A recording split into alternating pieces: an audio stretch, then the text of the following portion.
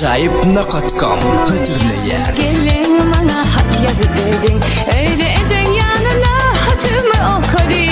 Duydunuz söyler deyip yazdın hatında, eğer ruhsa derseniz gelmek çıkın aytma. Yanıcımı dandılar, yüzümü daktılar ve hep bellenin dönü toy edelim dediler. Yine toy yine bayram, sana men gelin geliyen, seni ömür batı seveceğime sen veriyen.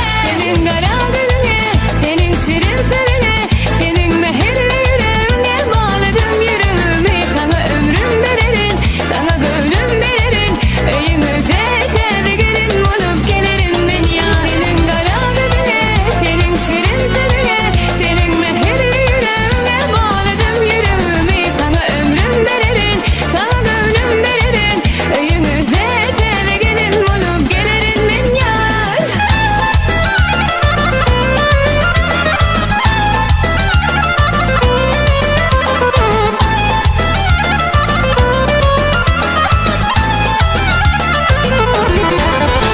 Ha gelacı gelin maşinlerin bedeli, tevbe gelin üstüne çiçekler seçili. Yine toy yine bayram, yaşlıvanlar geliyor, nevli nığmat içilir, toy kaçalı yazılıyor. Sizce arzular bilen gelin girer evde, mehir bilen dairene kucak açar geline. Öğlenen yiğit bilen dostlarıdır gülüşüp, baht dileyer yaşlara soğut varım getirip. Akık yedirme, arpa çörek yedirme, ağızla katırma. Akık yedirme, arpa çörek yedirme, toynakla deptirme.